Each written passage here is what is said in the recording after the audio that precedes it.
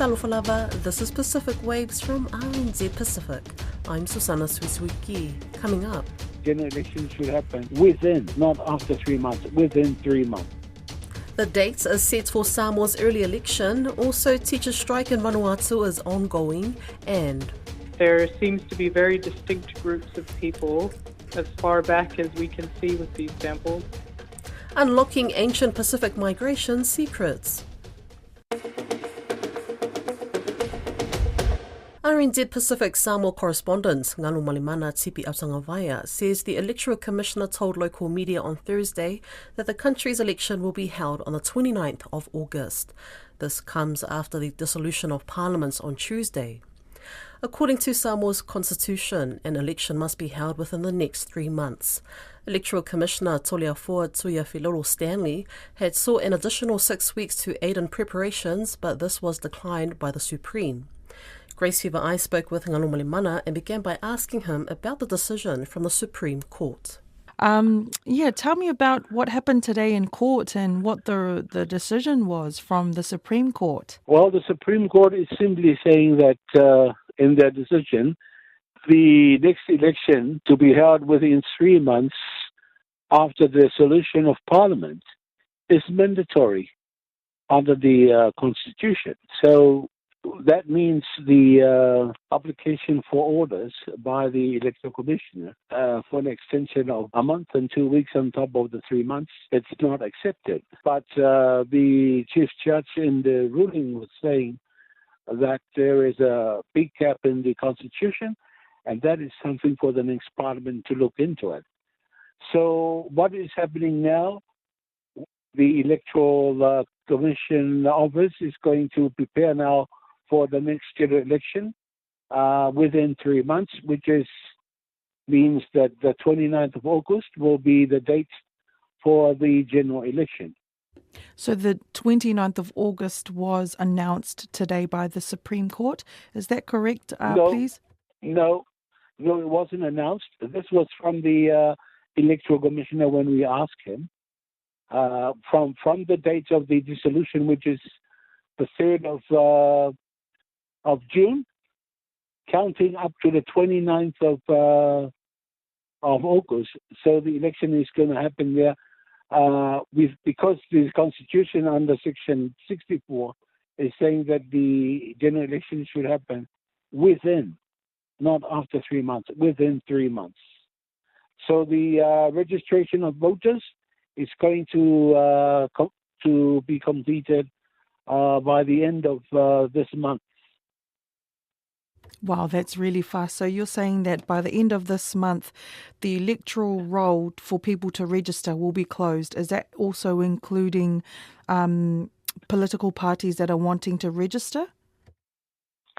Political parties, they need to complete their registration to the office of the Electoral Commissioner on Monday next week. Before Tuesday, the head of state on Tuesday will issue writs announcing the dates of the closing of registration, nominations, and also the dates of the next general election. But the 29th date was given to the media by the Electoral Commissioner because his office has already put down the plan. If the court is going to rule in their favor, then that will be a different story. But now it's not ruling in their favor on their application. The election is going to happen within 3 months.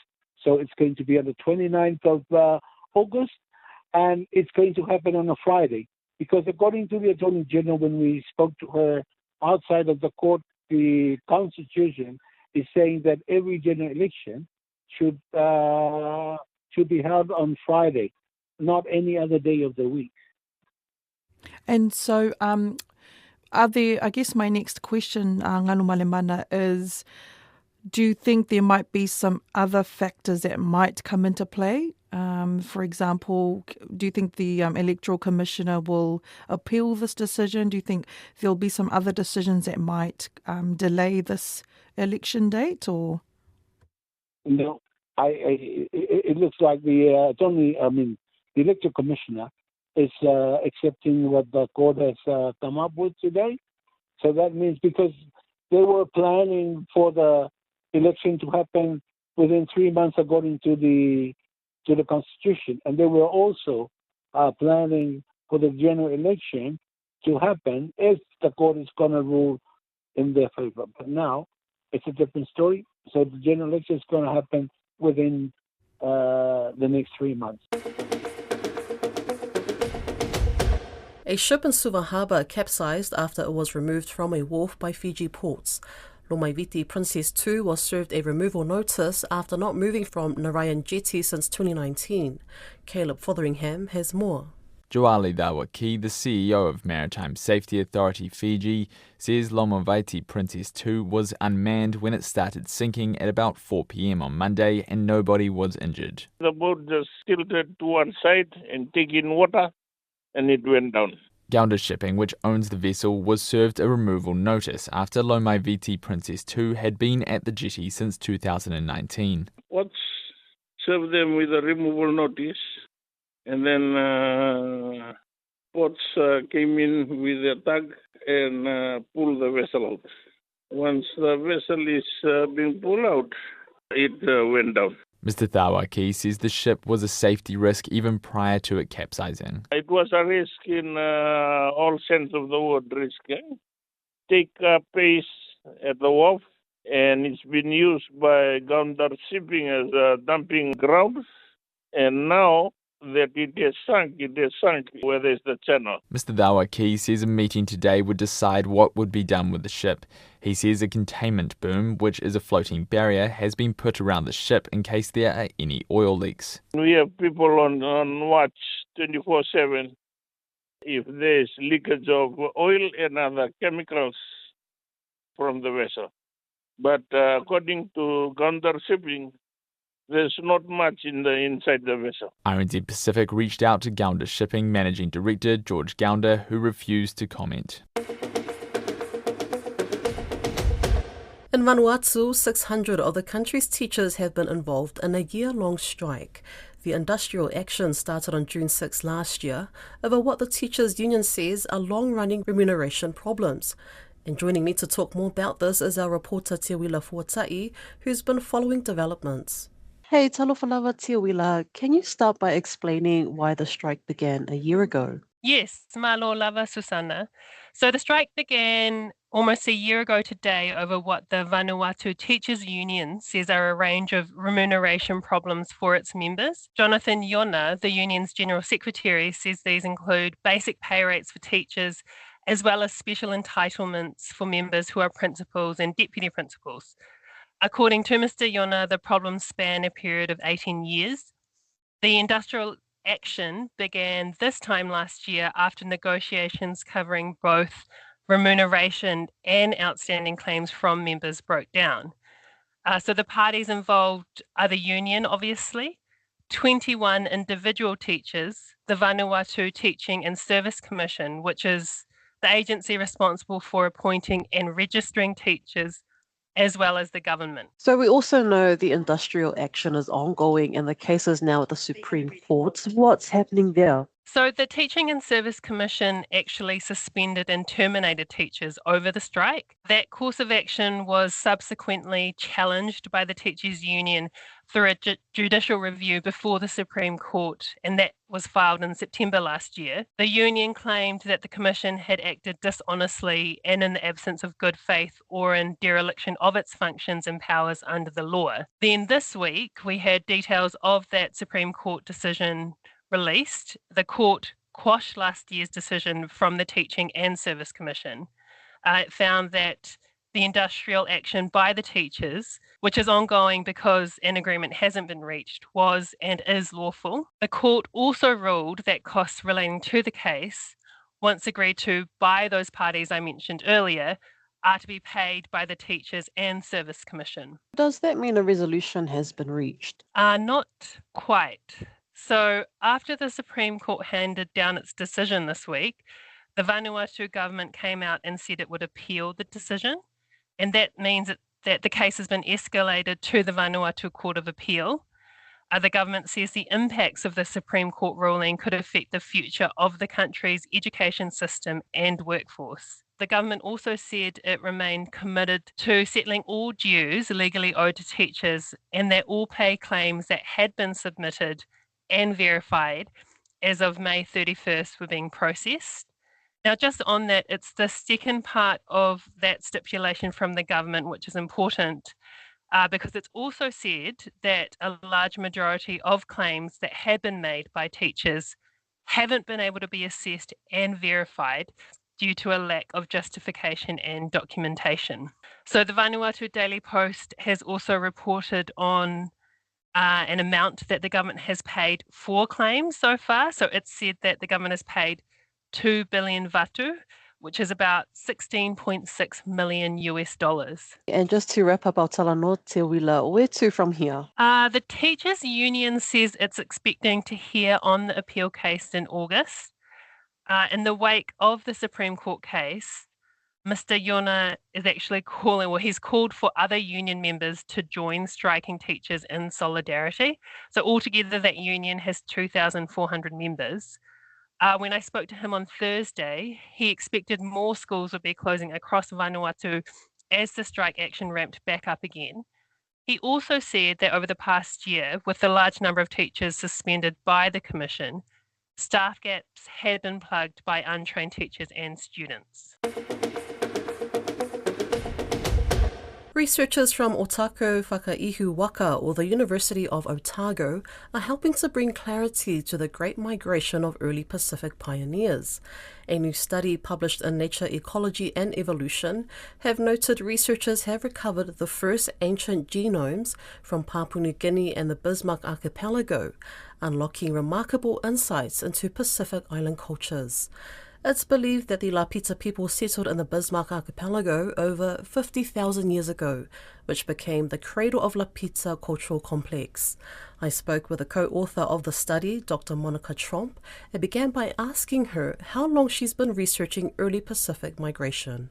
I started doing this research probably about 15 years ago, and I look more at the plants that people moved throughout the Pacific and just as a result, have also been involved in bigger projects that are looking at DNA as well.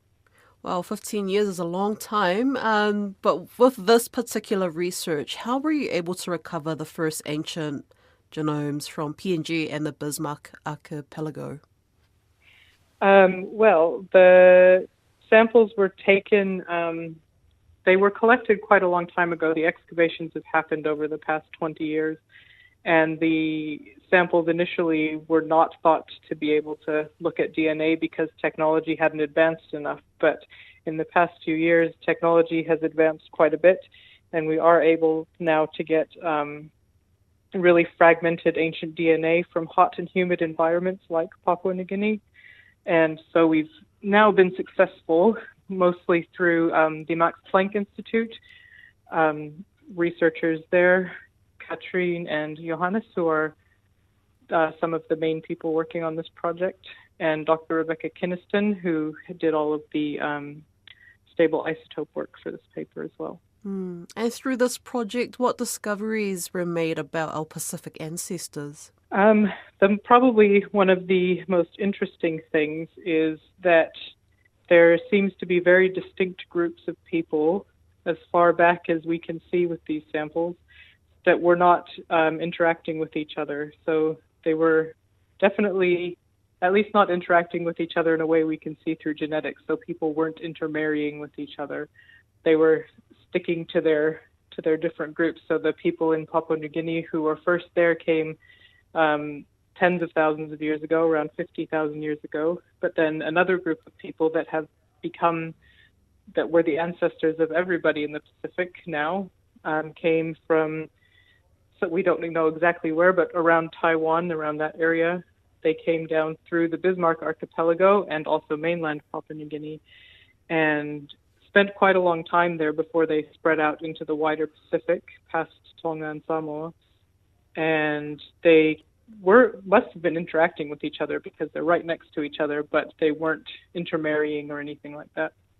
Yeah, I mean, what do you think led to some people sailing further out and settling in other islands if intermarriage wasn't supposedly a thing? It could be because of that there was already people that had been there for tens of thousands of years, and so they decided to keep going and find other places to live. We don't know the motivations behind why people did what they did 3,000 years ago, but we can make guesses. Yeah, and during the time when people were intermarrying, is that when this idea of chiefly systems or hierarchies start to come about as well? That comes around a little bit later. So there's a couple of places that are a bit later in time in the paper. So Nibira and Iriama on the south coast of Papua New Guinea. And these two groups live very close together at the same time.